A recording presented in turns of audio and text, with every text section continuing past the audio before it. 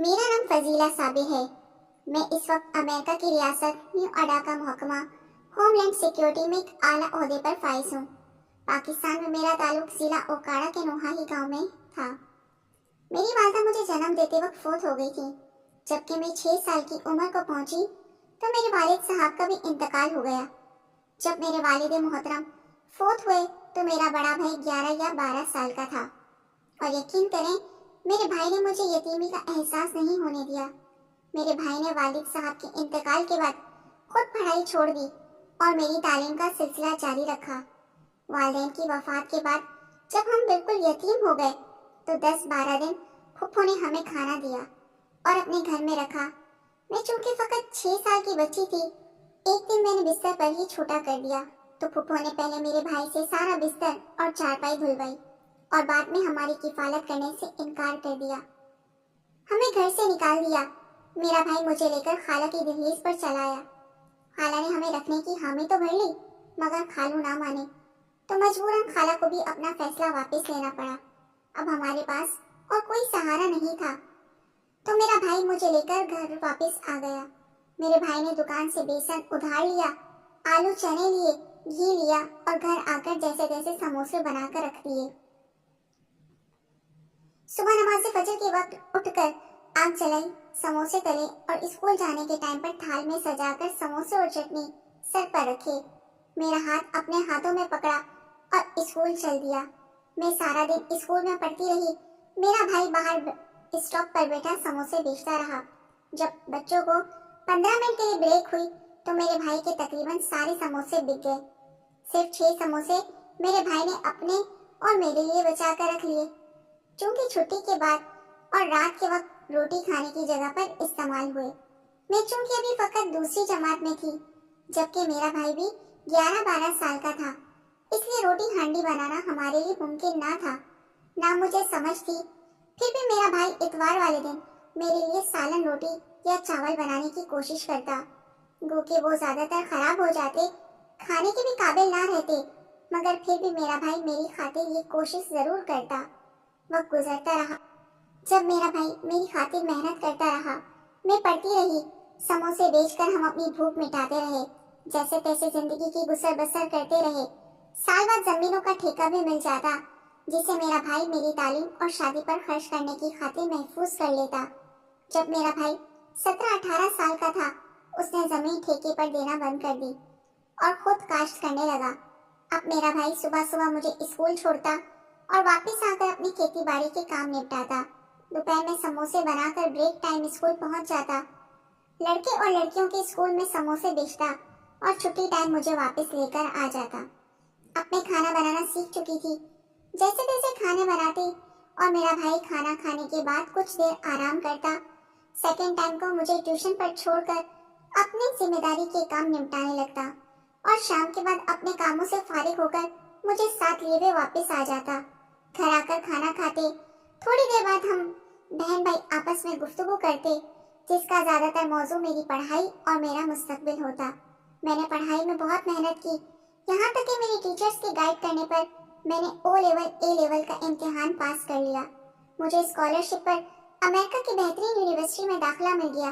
मेरे खर्चात पूरे करने की खातिर मेरे भाई ने अपनी सारी जमीन बेच दी और मुझे तालीम दिलवाने की खातिर स्कॉलरशिप पर अमेरिका भेज दिया। मैंने बिजनेस एडमिनिस्ट्रेट और मैनेजमेंट में डिग्री हासिल की और मेरी मेहनत और काबिलियत को देखते हुए मुझे अमेरिका में ही होमलैंड सिक्योरिटी मैनेजमेंट में मुलाजमत की ऑफर दी गई, जो मैंने बखुशी कबूल कर ली। अलबत्ता जैसे ही मैंने मुलाजमत शुरू की मेरा राब्ता भाई से बहुत कम हो गया।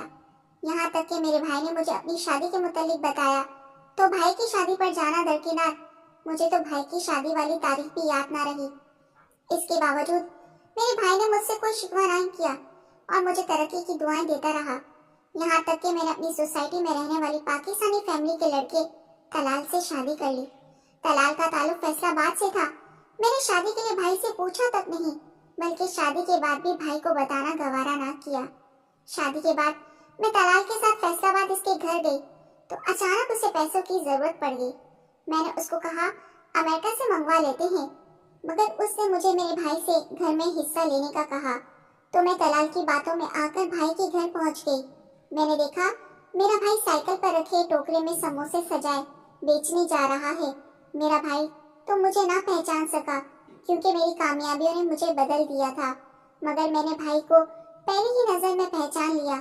جب میں نے اپنا تعارف دیا تو میرا بھائی مجھے گلے لگا کر سسکنے لگا، مگر پہلی بار مجھے بھائی کو بھائی کہتے ہوئے شرم آنے لگی کیونکہ میرا تعلق اب پہلی کلاس سے تھا۔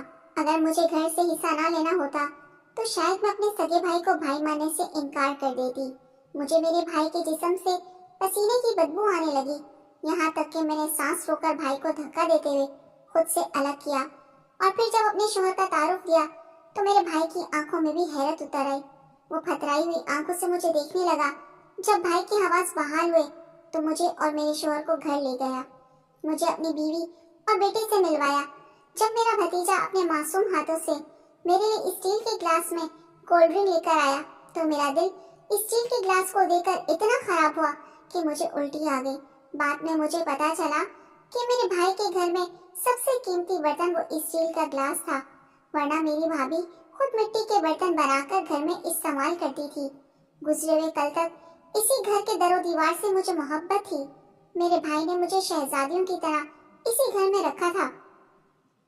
امریکہ جانے سے پہلے میرے لیے گھر نہیں تھا، محل تھا، مگر آج مجھے اسی گھر سے گھن آ رہی تھی۔ البتہ میرے کمرے میں میری چارپائی پر بہترین بستر لگا ہوا، اور میرا بھائی ہر وقت ہر حال میں میرا بیڈ اور بستر ٹھیک رکھتا تھا تاکہ کسی بھی وقت میری بہن آئے تو اسے آرام کرنے کے لیے انتظار نہ کرنا پڑے۔ جب مجھ سے بات نہ ہوئی تو میرا شوہر سمجھ گیا، میرا شوہر میری کیفیت سمجھ گیا۔ اس نے فوراً میرے بھائی سے مدعے کی بات کی، گھر میں سے میرا حصہ الگ کرنے کا کہا۔ میرا بھائی میرے شوہر کی بات سن کر طیش میں آ گیا اور کہا میں نے اپنا سب کچھ بہن پر قربان کر دیا، تم کون ہوتے ہو گھر سے حصہ مانگنے والے؟ اور ساتھ ہی بڑے مان سے میری طرف دیکھتے ہوئے کہا کہ میری بہن کو میری مجبوریوں کا پتہ ہے، وہ کبھی بھی مجھے گھر سے بے گھر نہیں کرے گی۔ میرے بھائی کی آنکھوں میں میرے لیے مان تھا، جو میں نے یہ کہتے ہوئے توڑ دیا کہ میں اپنے شوہر کے ساتھ ہوں اور اپنا حق لینے آئی ہوں۔ میرے بھائی نے مجھے صاف صاف کہا کہ میں نے ساری زمین بیچ کر تمہاری پڑھائی پر لگا دی، اب گھر میں تمہارا کوئی حق نہیں، تو میں واپس آ گئی اور اپنے شوہر کے کہنے پر بھائی پر بٹوارے کا کیس کر دیا۔ میل ملاپ کر کے ہم نے جلد فیصلہ کروا لیا، کیونکہ پاکستانی قانون میں امریکی نژاد کے سامنے پاکستانی لوگوں کی اوقات آوارہ کتوں سے بھی کم تھی۔ پولیس کی مدد سے گھر خالی کروا کر بیچ دیا، اپنا حصہ وصول کیا، باقی پیسے بھائی کو دیے اور امریکہ واپس آ گئے۔ امریکہ آ کر میں اپنے روزمرہ کے کاموں میں مصروف ہو گئی۔ اسی دوران اللہ تعالیٰ نے مجھے ایک بیٹی سے نوازا، جبکہ دوسری طرف میرا بھائی جسے میں نے گھر سے بے گھر کر دیا تھا، وہ کرائے کے گھر میں رہائش پذیر تھا۔ اس کے بیٹے کو کینسر ہو گیا۔ بھائی کے پاس تو 2 وقت کھانے کے پیسے مشکل سے بنتے تھے، قضا کی کرایہ تک دے پاتا اور بچے کا علاج کروا پاتا۔ میرے بھتیجے کی تکلیف بڑھ گئی اور علاج کے لیے پیسے بھی نہ رہے۔ دوسری طرف سے 3 ماہ سے گھر کا کرایہ ادا نہ کر سکنے کی وجہ سے میرے بھائی کو مالک مکان نے مکان سے باہر نکال دیا۔ میرا بھائی باقی سب کچھ برداشت کر گیا، مگر اپنے بیٹے کی تکلیف برداشت نہ کر سکا۔ میرے بھائی نے اپنی بیوی کو اس کی رضامندی سے طلاق دے دی۔ میرے بھتیجے کا کینسر پھٹ گیا، بلکہ زخم بیرونی جلد پر بن گیا اور اس میں کیڑے پڑ گئے۔ میرے بھائی کے پاس علاج کے لیے پیسے بالکل نہ تھے، بقول لوگوں کے میرا بھتیجا جب کیڑوں کے کاٹنے کی تکلیف برداشت نہ کر سکتا اور روتا تو میرا بھائی میرے بھتیجے کے زخم میں پیٹرول ڈال دیتا، جس طرح کتوں کے زخموں میں ڈالا جاتا ہے۔ جب میرے بھتیجے کا زخم پھیلتا ہی گیا تو میرا بھائی اپنے بیٹے کو سسک کر مرتا نہ دیکھ سکا اور خود اپنے ہاتھوں سے قتل کر دیا، خود گرفتاری دے دی اور آج کل جیل میں ہے۔ جبکہ دوسری طرف میری بیٹی کو بھی کینسر ہو چکا ہے۔ کچھ نسوانی مسائل کی وجہ سے میری اولاد بھی مزید نہیں ہو سکتی۔ میرے پاس پیسہ بھی ہے، گھر بار بھی ہے، بیٹی کا علاج بھی چل رہا ہے، مگر میری بیٹی کا بچنا ناممکن ہے۔ اب مجھے احساس ہوتا ہے کہ میرا بھائی کس تکلیف سے گزرا ہوگا۔